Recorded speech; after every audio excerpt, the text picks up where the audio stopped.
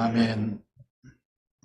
하나님의 말씀은 히브리서 11장 23절에서 26절의 말씀 보도록 하겠습니다.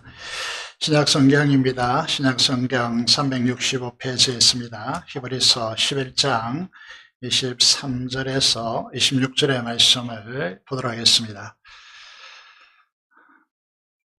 제가 읽도록 하겠습니다. 믿음으로 모세가 났을 때 그 부모가 아름다운 아임을 보고 석 달 동안 숨겨 왕의 명령을 무서워하지 아니하였으며, 믿음으로 모세는 장성하여 바로의 공주의 아들이라 칭함받기를 거절하고 도리어 하나님의 백성과 함께 고난받기를 잠시 죄악의 낙을 누리는 것보다 더 좋아하고 그리스도를 위하여 받는 수모를 애굽의 모든 부하보다 더 큰 재물로 여겼으니 이는 상 주심을 바라봄이라. 아멘. 오늘 이 시간은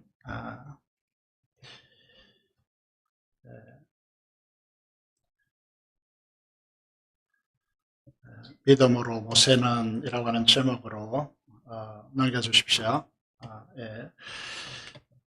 예배드리는 시간을 가지도록 하겠습니다. 지난주에 말씀을 드렸는데 오늘 말씀을 통하여 기대함으로 이 자리에 나왔는지 잘 모르겠습니다. 하나님의 은혜가 여러분에게 임하기를 원합니다. 오늘 이 시간 이제 우리가 교제 약수를 이렇게 하시면 좋겠습니다. 교제 약수를 서로 얼굴을 환한 미소로 보면서요, 믿음은 기대입니다 라고 하는 이 말로 인사하도록 하겠습니다. 서로 인사하겠습니다. 믿음은 기대입니다.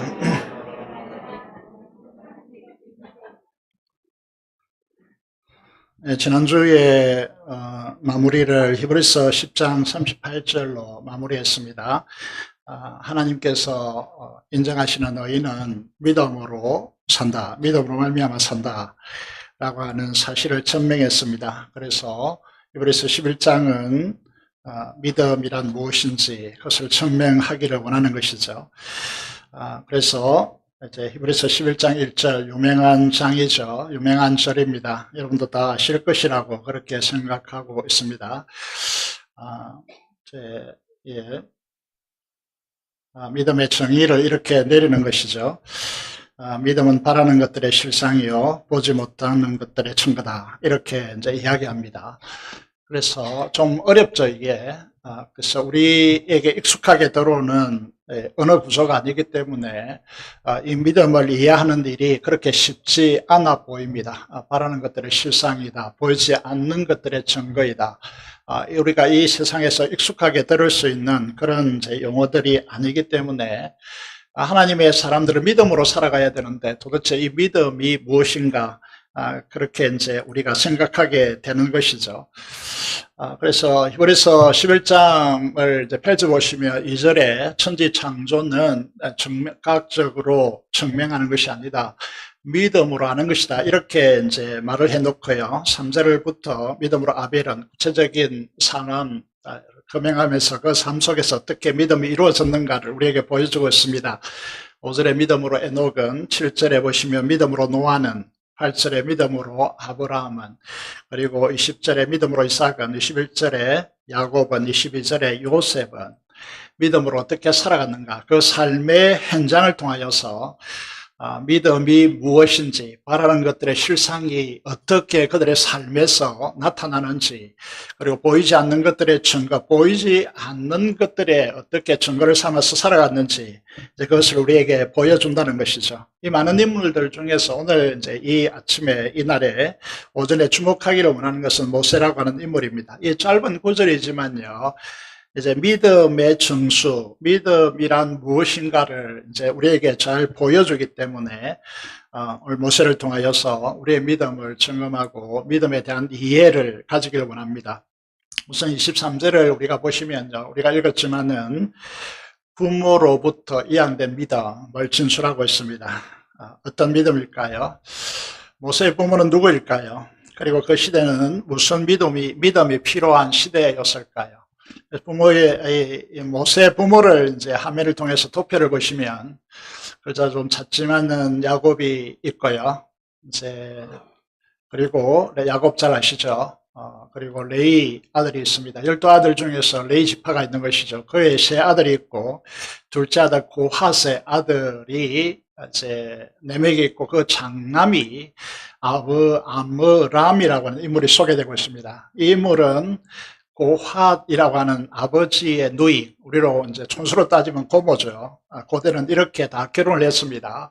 그래서 아므람이 고모인 요게벳과 결혼을 해가지고 미리암과 아론과 모세를 낳게 되었습니다.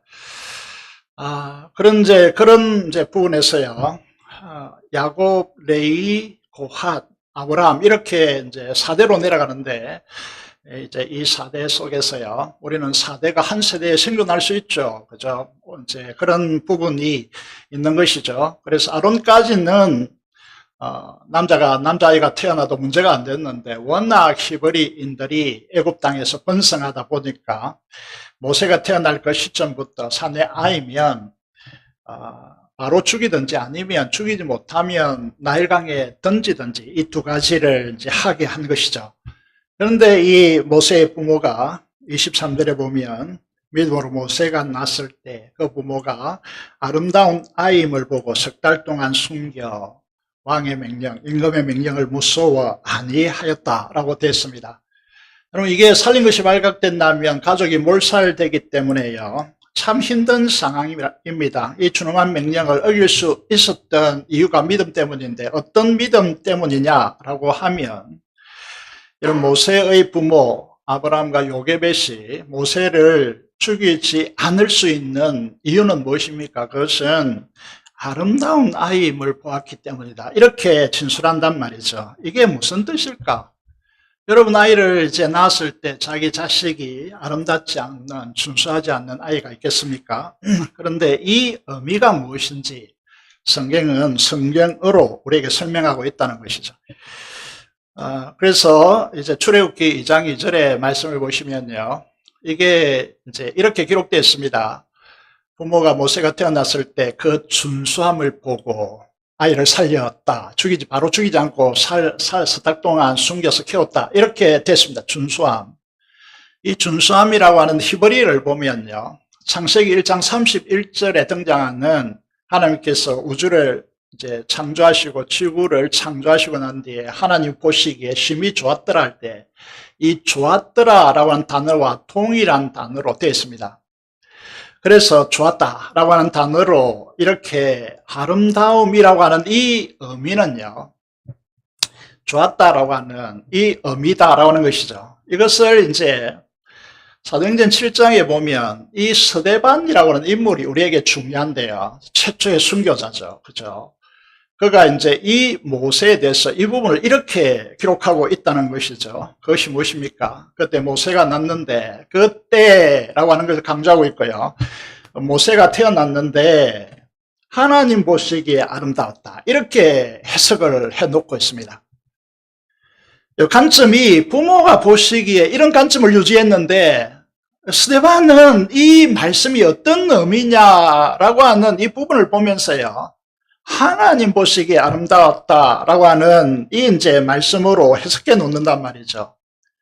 이 말은 무슨 뜻이냐 하면 밑에 창세기 15장 13절 14절을 이제 기록해 나왔는데, 아브라함에게 하신 약속이죠.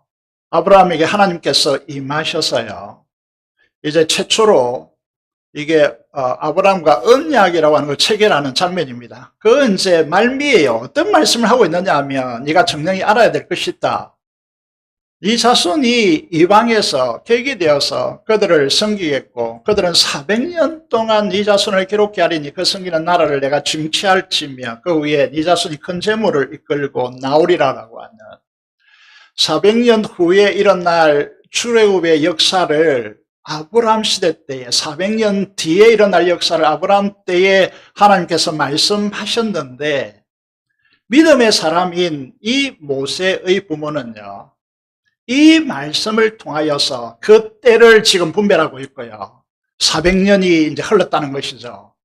그리고 이 모세를 통하여서 하나님 보시기에 아름다웠다, 혹은 그들이 보기에 좋았다 라고 하는 의미는 무엇인가 하면, 하나님께서 이 아이를 통하여서 이루실 하나님의 역사를 바라보고 있다는 것입니다.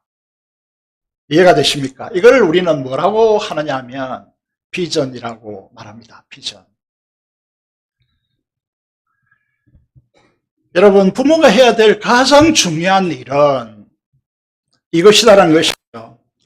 우리 시대를, 우리 자녀 시대가 어떻게 될지 아무도 모르는 지금 불투명한 시대를 우리는 살고 있습니다. 여러분의 자녀가 여러분의 만약에 30, 40대라면 여러분의 그 어린 아이들이 성인이 되었을 때 이 세상은 어떻게 될지 아무도 예측이 안 되는 시대를 살고 있다는 거죠. 그러면서 하나 우리가 이 시대를 바라보고 있는 것이 3, 40년 동안 부흥이 중단되고요. 성령에 시들게 하는 바람이 불어서 교회가 세상에 포로화되어진 시대라는 것이죠. 여러분, 이전에는 교회가 세상을 압도했습니다. 그런데 지금은 우리의 자녀 세대들이 세상을 누리는 것에 대해서 아무런 저항력이 거의 없는 듯이 그렇게 보이고 있는 세상이라는 것이죠. 그래서 하나님의 생명력 있는 영성을 갖지 못하고 여러분 이기적 탐욕이라고 하는 기독교의 우리의 성화의 삶의 거룩한 삶의 최대의 적인 이 탐욕적 만족을 위해서 여러분 우리의 자녀 세대들이 스마트폰이 필요한 시대를 만들고 있다는 것이죠. 우리가 잠언서를 잘 압니다. 묵시, 비전이 없으면 방탕하게 행한다라고 되어 있습니다. 세상과 짝하였어요. 세상과 세상의 사람들 하나도 구별이 없는 그런 삶을 살아가고 우리가 찬양한 금요일에 찬양한 대로 우리의 다음 세대들이 내일로 가는 길을 그 비전 없이 인생의 길을 걸어갈 수밖에 없는 그런 상황을 맞이하고 있다는 거죠.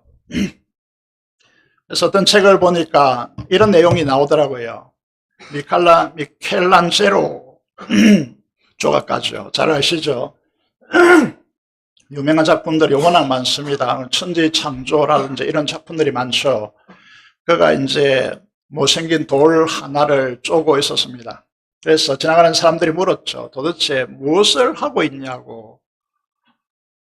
일반 사람들이 보기에는 아무것도 이제 보이지 않는 못생긴 이제 그 돌멩이 하나를 계속해서 정으로 쫄고 있으니까 도대체 뭘 하고 있느냐고 묻는 것이죠. 그래서 미켈란젤로가 제로가 뭐라고 대답했습니까? 나는 이 돌에 갇혀있는 천사를 끄집어내는 작업을 하고 있다. 무슨 말이죠? 우리의 자녀들을 하나님께서 최고의 작품으로 빚으시고 하나님 모든 기쁨이 이 아이에게 있고 이 아이를 통해 이루실 하나님의 미래의 역사를 미리 앞당겨서 이 돌 안에 갇혀있는 천사를 끄집어낸다라고 하는 이 표현처럼 우리는 비전을 통하여서 우리와 우리 자녀 세대들을 바라볼 수 있는 힘이 믿음이라는 사실을 우리에게 가르쳐 주고 있다는 것이죠. 이 부모의 믿음이 모세에게 투영된 것입니다. 왜냐하면 바로의 공주의 아들로 입적되었지만은 모세의 어린 시절 유모는 누굽니까? 신모인 요게벳이었기 때문입니다. 우리가 이제 이 상식적인 이야기지만 이런 말을 이제 하게 되어지는 것이죠. 늘 착각하는 것이 뭐냐 하면 우리가 말을 하면 그것으로 다 된다고 생각합니다. 그런데요, 말은요, 우리가 언어의 영향력 중에서 7%밖에 되지 않습니다. 의조와 감정 40%, 몸짓 53% 이렇게 말합니다. 무슨 말이죠? 모세가 젖을 뗄 때까지 이제 몇 살 때 뗐는지 모르겠지만은 모세의 어머니 요게벳은 언제까지 모세 곁에 머물렀을까요? 5세, 7세 그 이상일까요? 요게벳은 이 중요한 시기에 모세의 인성 형성에 절대적인 영향을 미칩니다. 젖을 먹는 엄마의 품 안에서요, 절대적 신뢰 가운데 들려주는 창조의 이야기, 노아와 아브라함의 이야기, 요셉의 이야기, 이런 이제 이야기들이 따뜻한 따스한 감성으로 그의 인격 안에 적셔드는 것이죠. 이게 중요합니다. 우리의 자녀에게, 어린 자녀를 두고 있는 부모들은 잘 기억해야 되는 문제입니다. 그래서 저는 이제 어머니들의 이 따스한 감성이요, 얼마나 중요한지 우리는 보셔야 된다는 것이죠. 그래서 이 영향력은 거의 절대적이지 않습니까? 그죠? 그래서 인생의 중요한 것은 유치원까지 거의 다 배운다. 이런 이제 이야기를 하는 것이죠. 이 부모의 이 믿음이 그 영향력이요, 이 자녀에게 고스란히 모세에게 이양된 것이죠. 모세의 두 번째 믿음의 특징은 무엇일까요? 모세의 믿음은 이렇게 말하고 있습니다. 24절에 보면 믿음으로 모세는 장성하여 바로의 공주의 아들이라 칭함을 거절했다라고 되어 있습니다. 그래서 이 믿음은 거절하는 믿음이라는 것이죠. 모세는 그의 인생에서요, 최고의 결단을 한 대표적인 인물, 믿음의 사람으로 우리에게 그려집니다. 장성하게 되었을 때, 40세가 되었을 때 바로의 공주의 아들임을 거부했습니다. 결단한 것이죠. 역사가들은 두 가지 방향성을 가지고 이 사건을 기록하고 있는데요, 그림이 좀 작아서 설명을 좀 드리겠습니다. 애굽의 역사를 보면요, 계속해서 왕조가 바뀝니다. 왕조가 바뀐다는 것은 외세 침입이 잦았다는 말이고, 또 하나는 외부의 반란이 잦았다는 말입니다. 18왕조가 투트모세 1세로부터 시작되는데, 그가 이제 투트모세 2세를 이제 낳은 것이죠. 그리고 딸을 하셉수트라고 하는 딸을 낳습니다. 이집트 한 역사가의 조명입니다. 이 두 사람이 부부가 되는데 이 부부 사이에 아이가 없었고 투트모스 3세를 입양합니다. 이 하셉수트라고 하는 바로의 공주의 아들로 양자로 모세가 입적되었습니다. 그런데 중요한 것은 무엇이냐면 투트모세 2세가 이 투트모세 3세 입양한 아이의 9세 때 죽습니다. 어릴 때 죽어버린 것이죠. 그러면 이 하세투스 바로의 공주가 이제 섭정을 합니다.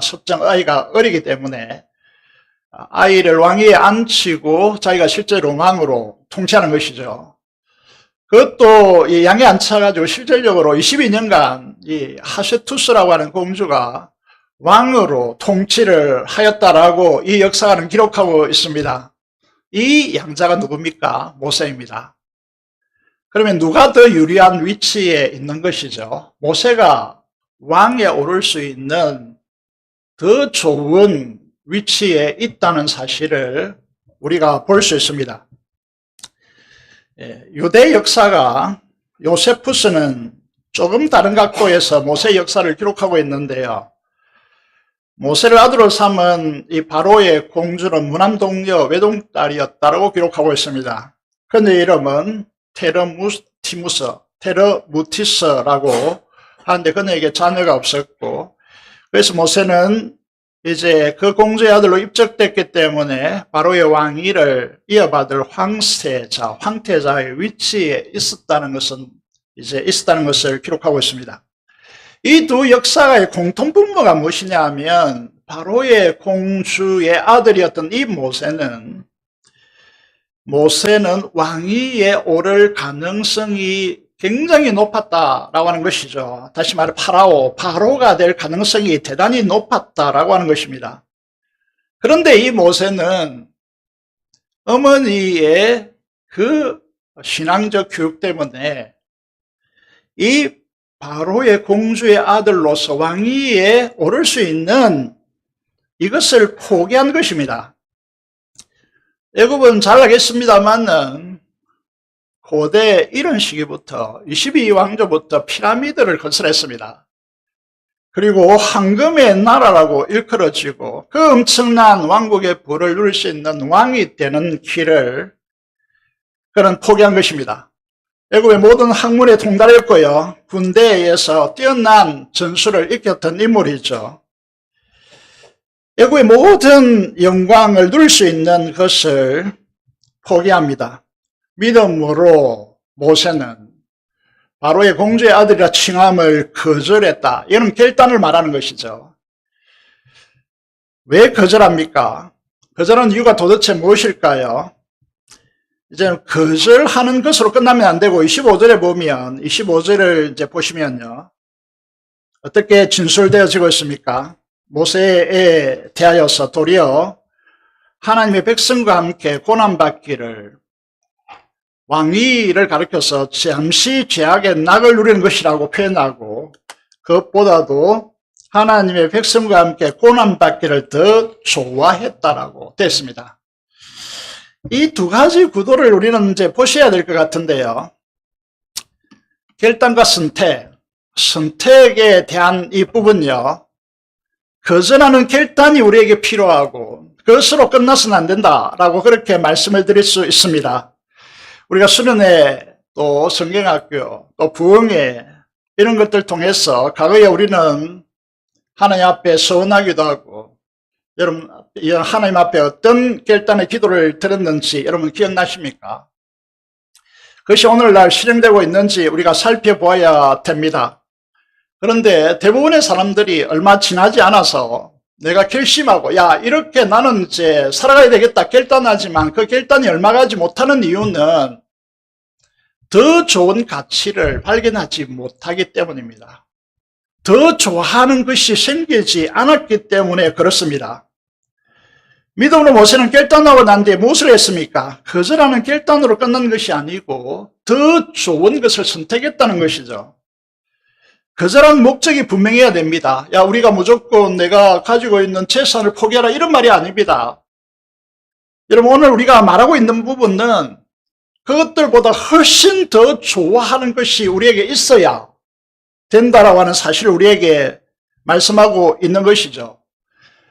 믿음을 갖지 못한 사람들에게는 도무지 이해가 되지 않는 문장을 쓰고 있습니다. 그게 뭐냐면 하나님의 백성과 함께 고난받는 것이 애굽의 왕위보다 더 좋아했다라고 그것을 더 좋아했다라고 말합니다. 이건 세상이 이해될 수 있는 문장이 아닙니다. 여러분 세상이 누가 이렇게 합니까? 어쩌다 사랑하는 사람이 있기 때문에 이 왕위를 내려놓는 영국의 왕이 있었지만은요. 이 모세와 같이 그 찬란한 그 왕국의 엄청난 이제 부와 권력을 내려놓고 더 좋아하는 것이 무엇입니까? 우리가 상상할 수 없는 진술을 합니다. 하나님의 백성과 함께 고난받는 것을 더 좋았기 때문에 내려놓고 그것을 선택했다라고 그렇게 말씀하고 있는 것입니다. 사랑하는 여러분, 여러분에게 바로의 공주의 아들의 지위와 명예와 권세와 부보다 더 좋아하는 것이 하나님의 백성과 함께 축복받는 것이다. 쉽죠? 하나님 백성과 함께 성공하는 것이다. 쉽죠? 하나님 백성과 함께 부를 누리는 것이다. 쉽죠? 하나님의 백성과 함께 고난받는 것이다. 이러면 여러분들이 하겠습니까? 여러분 오늘 우리가 이제 중요한 맹점이 여기에 있다는 것이죠. 우리 신앙의 맹점이야. 여러분 한국 교회는 지금 이제 최대의 요즘 이슈가 뭐냐 하면 교회의 재발견입니다. 교회를 새롭게 보아야 된다라고 하는 이야기를 하고 있는 것이죠. 여러분 한번 생각해 보십시오. 여러분이 진짜 이제 이 부분이 공감됩니까? 하나님의 백성과 함께 고난받는 것을 애굽의 모든 보아보다 더 좋아했다라고 바로의 공주의 아들이라 거절하는 이유라고 그렇게 말씀하고 있는데 이 이야기가 우리의 오늘의 정서에 다가와지는가라고 하는 질문을 이제 우리에게 하는 것이죠. 여러분 진짜 좋아하는 것이 무엇입니까? 성도들과 함께 고난받는 것을 좋아하십니까? 여러분 이 메시지는요. 오늘을 살아가고 있는 어느 누구도 좋아할 문구가 아닙니다. 여러분 예수 믿으면 고난받는다 이렇게 하면 누가 믿으려 하겠습니까? 하나님 백성과 함께 고난받는 것을 더 좋아한다 라고 하는 이 말씀이요. 오늘 우리에게 커다란 함성이 되고 있는 것이죠. 성령 충만한 이제 부흥시대를 구가했던 지난날 그 기점으로 최고의 정점으로 계속해서 이제 이 기독교의 이게 이 이제 부흥의 모습들이 계속 추락하고 있는 것이죠. 3, 40년 동안 계속해서 내려오고 있습니다. 이 시대 가운데 매력 있는 그리스도인들이 어떤 사람들이었습니까? 세상적인 것들을 거부하지 않고 세상을 즐기는 것을 거부하지 않고 교회 기부나 또는 이런 이제 방식을 통해서 인정받는 사람입니다. 세상의 돈을 사랑하고 짝하면서 교회에서는 거룩한 직분자로서 육신적인 그리스도인에게 인정받는 사람들, 이것이 이제 한국 교회에서 두각을 나타내는 그런 시대를 지난 3, 40년 끌어왔다는 것이죠. 그 결과가 무엇입니까? 교회는 비참하게 되는 것입니다. 여러분, 이 이제 모세의 믿음을 우리에게 이제 보여주면서요, 세상이 주는 권력과 부와 안락한 삶과 즐거움을 하나님의 백성들과 함께 고난받는 것을 위해서 포기하고 결단하는 요구를 받았을 때 단호하게 거부하고 하나님의 백성과 함께 고난받는 것을 즐거워하는 이 삶이 믿음의 삶이라고 하는 것이죠. 교회가 힘들어질 때, 행자들이 고통당할 때 도망하는 것이 믿음이 아닙니다. 그들과 함께 고난받는 것을 더 좋아하는 것이 믿음의 사람들이라는 것이죠. 우리가 히브리서 10장 38절을 잠시 보았습니다만 39절까지 이어지면요, 믿음이나 힘들 때, 어려울 때 뒤로 물러가는 것이 아닙니다.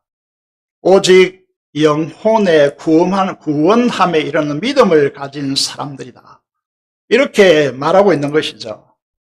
여러분, 우리에게는 결단과 선택이 오늘 우리에게 믿음의 굉장히 중요한 요소로 부각되고 있다. 그래서 여러분, 무엇을 결단하고 무엇을 선택할 것인지를 여러분들이 결정해야 된다라고 그렇게 말씀을 드릴 수 있습니다. 세상을 즐기는 것을 선택할 것인가, 그것을 거부하고 하나님의 백성들과 함께 고난받는 것을 더 좋아할 것인가, 중요한 결단의 순간에 오늘 이 시대가 직면해 있다는 사실을 우리가 기억해야 한다는 것이죠. 세 번째는요, 여러분, 여기에 26절에 보면 이렇게 히브리서 기자는 기록하고 있습니다. 그리스도를 위하여 받는 수모를 애굽의 모든 보화보다 더 큰 재물로 여겼다라고 됐습니다. 여기서 우리가 주목해야 될 단어는 여겼다라고 하는 단어입니다. 가치 평가라고 하는 것이죠. 가치입니다. 왜 그랬다고 합니까? 믿음 때문이라고 합니다. 어떤 믿음이죠? 무엇이 더 가치 있는 것인가, 무엇이 더 보배로운 것인가를 깨달았다라고 하는 것이죠.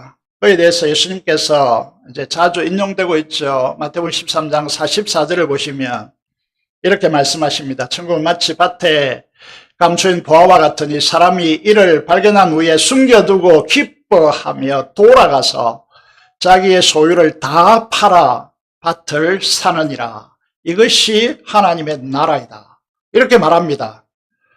여러분, 소작인이 남의 밭에 일을 해주러 갔다가 밭을 이렇게 일구는데 보석 상자가 발견되는 것이죠. 그 열어보니까 엄청난 보화가 들어있는 것입니다. 그래서 자기의 전 재산을 팔아서 이 보물을 살 수 없기 때문에 이 재산보다 더 훨씬 10배, 100배 이렇게 나가기 때문에 당연히 이 밭을 사는 것이 하나님의 나라이다라고, 하나님의 나라가 이렇다는 것이죠. 그 하나님의 나라는 뭐라는 것이죠? 여러분, 이 세상에 여러분이 소유한 그 어떤 것보다 하나님의 나라는 훨씬 더 가치 있다는 것을 깨닫게 되어지는 그것이 하나님의 그 나라가 바로 하나님의 나라라고 하는 것이죠. 그래서 모세는 치열한 이 암투 안에서 이 왕권을 쥐어봤자 그것이 계속해서 이제 왕조가 바뀌고 반역이 계속해서 이제 발발하고 있는 애굽의 이 보화 한순간에 움켜져 봤자 영원한 것도 아니고, 여러분, 이건 오히려 치열한 서로 죽이고 죽이는 그런 이제 처참함을 가져오기 때문에, 여러분, 하나님의 백성, 하나님의 나라를 그는 발견했기 때문에 이것에 그는 인생을 거는 그런 이제 인생을 살아가는 것이죠. 여러분 당시 애굽의 보안은 말씀드린 대로 여러분 이집트를 잘 알고 있지 않습니까? 그죠? 이집트를 바라보시면요. 여러분 지금부터 이제 4,000년 전에 이 피라미드를 만들었습니다. 어마어마한 역사이죠. 그리고 그건 이제 거기에 금이 얼마나 많았던지 여러분 모든 걸 다 황금으로 다 만드는 것이죠.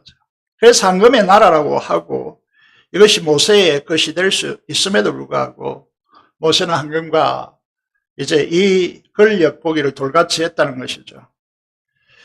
왜 그렇습니까? 애굽의 모든 보화보다 그 합친 것보다 훨씬 더 큰 보물이 있다는 것을 깨달았기 때문이다. 보았기 때문이다. 그렇게 말씀을 드릴 수 있는 것이죠. 그것이 무엇입니까? 성경은 무엇이라고 진술하고 있습니까? 빨간 글씨로 써놓은 대로 그리스도를 위하여 받는 수치, 수모라고 되어 있습니다. 이 부분이 오늘 이 조국의 그리스도를 저와 여러분들이 가장 이해가 되지 않는 문구입니다. 그리스도를 위하여 받는 영광, 그리스도 때문에 누리는 이 영광이라고 하면 우리가 이해가 되는데 그리스도를 위하여 받는 수모라고 하니까 도무지 이게 이 본문에 들어갈 수가 없는 거예요. 오늘 세대가요. 많은 그리스도인들이 주님의 몸된 교회에 일을 하다가 받는 수모 때문에 이걸 가장 귀한 이 세상의 모든 보화를 합쳐도 따라잡을 수 없는 그런 가치이다는 사실을 바라봅니까? 잘 보이지 않죠. 믿음으로 이 일의 가치를 깨닫고 우리가 이 사실에 헌신해 들어오는 이 삶이 오늘 이 시대를 모세와 같이 구원합니다. 모세는 출애굽한 이스라엘 백성들을 위해서 자신의 삶을 온전히 쏟아부었죠. 그런데요, 홍해가 갈라지고 10가지 재앙이 애굽에 쏟아지고 여러분 홍해가 갈라져서 강야에 들어갔는데 그 강야의 삶에 있어서 가나안 땅을 바라보지 않고 이스라엘 백성들은 모세를 향하여서 어떻게 했습니까? 모세는 칭찬을 들은 적이 없습니다. 한 걸음 걸어가면 불평이고요. 두 발 가면 원망이었습니다. 모세를 향하여 돌을 든 적이 한두 번이 아니었죠. 그럼에도 불구하고 모세는 어떻게 했습니까? 그들을 원망하고 불평하고 반역하는 그들을 위해서 어떻게 했습니까? 그들과 함께 고난받는 이 삶을 애굽에 있는 모든 보화보다 더 낮게 여겼다는 것이 여러분들에게 이해됩니까? 믿음의 길은요, 진짜 믿음의 길을 들어와서 걸어보시면요, 고독합니다. 고독합니다. 교회의 직분자 돼서 중심에 들어와 보시면요, 진짜 고독합니다. 그런데 무엇이 그것을 세상의 부귀영화, 행복보다 더 귀한 것으로 여기고 더 좋아하게 만듭니까? 믿음입니다. 도대체 모세의 믿음이 무엇이길래 이렇게 하는 것일까요? 모세는 그 구약시대 때 무엇을 깨달았기에 이렇게 하고 있을까요? 왜 수모를 애굽의 모든 보화보다 더 가치 있는 것으로 여기는 이 결단이 일어날까요? 예수님께서 이렇게 말합니다. 요한복음 5장 46절에 보면 예수님께서 유대인들에게 바리새인들에게 이렇게 말하죠. 너희가 모세를 믿고 있는데 절대적 신뢰를 가지고 있는데 모세를 믿었더라면 진짜 모세를 믿는다면 또 나 예수님을 자신을 믿었으리니 왜 그렇습니까? 이는 그가 잘 보십시오. 예수님에 대해서 그리스도에 대해서 기록했다라고 하는 것입니다. 여러분 모세오경 그 방대한 내용이요 전부 다 그리스도에 대한 내용이라는 거죠. 그래서 히브리서 기자는 모세가 받는 고난과 고통 이 수치가 그리스도를 위한 수모였다라고 기록한 이유가 여기에 있습니다. 또 하나 본문은요. 누가복음 9장의 30절 31절은 우리의 인생을 중요한 한 부분을 우리에게 제시해 줍니다. 그게 무엇인가 하면 하나님 안에는 하나님은 죽은 자의 하나님이 아니라는 거죠. 모세와 엘리야가 베나산상에 나타나죠. 영광 중에 나타나 이 환상이 아닙니다. 그들이 이제 모세는 율법의 대표자이고 죽은 자의 대표입니다. 엘리야는 누구죠? 선지서의 대표이고 살아난 산자의 대표입니다. 죽음을 보지 않고 하늘로 올라간 두 인물 중에 한 분이죠. 그래서 이들이 베나산상에서 영광 중에 예수님께 와서 무엇에 대해서 이야기합니까? 예루살렘에서 십자가에 죽는 벨세에 대해서 대화를 나누고 있다는 거죠. 무슨 말을 하고 있습니까? 모세오경과 선지자의 글 전부가 예수님의 십자가의 죽음에 초점을 맞추고 있다는 사실을 우리에게 보여주고 있습니다. 또 하나, 우리 앞서간 우리의 어머니, 할머니, 이렇게 우리 아버지 이런 분들이 죽은 자들이 아닙니다. 살아있다는 거죠. 이 사실을 우리에게 말씀해 주고 있는 것이죠. 그래서 이 사실에 대해서요, 이 엄청난 사실을 모세는 시내산에서 깨달았기 때문에 그리스도를 위하여 하나님의 백성과 함께 고난당하면서 그리스도 때문에 견디고, 심지어 어떻게 했습니까? 하나님께서 불순종하는 이스라엘을, 강야의 이스라엘, 출애굽한 이스라엘을 전부 다 썰어버리시고 모세로부터 다시 시작하겠다 했을 때 모세는 출애굽기 32장에 보시면요, 내 이름을 생명책에 지울지언정 그렇게 할 수 없습니다. 그러면 하나님의 이름이 모욕을 당합니다. 그렇게 기도했던 인물이 모세입니다. 여러분, 오늘 우리가 생각해 볼 때, 이 모세를 볼 때요, 그리스도 때문에 받는 수모, 이것을 가장 큰 보화로 여겼다라고 하는 것이죠. 이것은 성경에 곳곳에 드러나 있습니다. 베드로전서 1장 8절에 보면요, 사도 베드로가 이렇게 말합니다. 오늘 우리가 예수님을 보지 못했고 또 보지도 않습니다. 그런데 믿음이라는 것은 무엇이냐 하면 믿고 말할 수 없는 영광스러운 즐거움으로 기뻐하니, 이렇게 됐습니다. 여러분, 이것이 있어야 이 세상의 즐거움을 내려놓을 수 있고 하나님 나라를 위해서 그리스도 때문에, 그리스도를 위하여 수모당하는 수치를 이 세상의 모든 보화보다 더 나은 것으로 여길 수 있는 힘이 우리에게 여기서 일어나는 것이죠. 사랑하는 여러분, 여러분들은 곳곳에서 교회를 위하여 헌신하고 있습니다. 자신의 은사로 교회를 섬긴다라고 그렇게 해서 교회 중심에 들어오면 들어올수록 여러분들은 상처를 받을 가능성이 대단히 높아집니다. 이거를요, 우리가 육신적 방식으로 대응하면 그거는 썸뿌리라고 오늘 큐티 히브리서 12장에서 그렇게 정의하고요. 이건 많은 사람을 괴롭게 만드는 것이지만은 이것이 믿음으로 대응해서 그리스도를 위하여 받는 수모를 애굽의 모든 보화보다 더 귀한 것으로 여기고 백성들과 함께 고난받는 것을 더 좋아하면요, 이것은 엄청난 하나님의 축복에 우리가 초청받는다는 사실을 우리가 알아야 됩니다.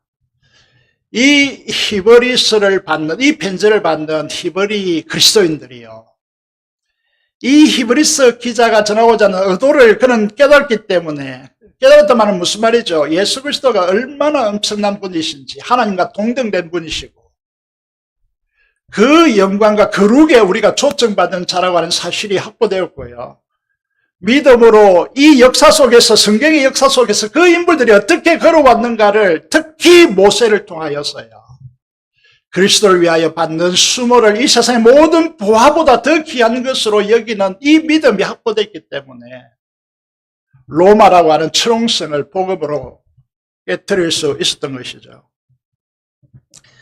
마지막으로요, 26절 이제 마지막 부분에 보면 이렇게 하는 이유를 모세의 믿음을 통하여 이렇게 기록하고 있습니다. 히브리서 11장 26절 마지막 부분에 보시면요, 이는 그랬죠. 그 원인을, 이유를 설명하고 있습니다. 모세가 왜 이렇게 했냐? 그는 상 주심을 바라봅니다 라고 그렇게 됐습니다. 이렇게 간단하게 진술하는 이유는 히브리서 11장 6절이 있기 때문이죠. 히브리 11장 6절 다 아시죠? 여러분 화면을 보고 한번 큰 소리로 한번 읽어볼까요? 시작. 믿음이 없이는 하나님을 기쁘시게 하지 못하나니 하나님께 나아가는 자는 반드시 그가 계신 것과 또한 그가 자기를 찾는 자들에게 상 주시는 이심을 믿어야 할지니라. 예, 많은 이들이 하나님께 나아가는 자들, 믿음의 사람들에게 반드시 두 가지를 요청하고 있습니다. 반드시라고 하는 단어를 통해서요. 하나님이 계신 것과, 믿습니까, 여러분들? 하나님이 여러분 앞에 살아 계심을 믿습니다.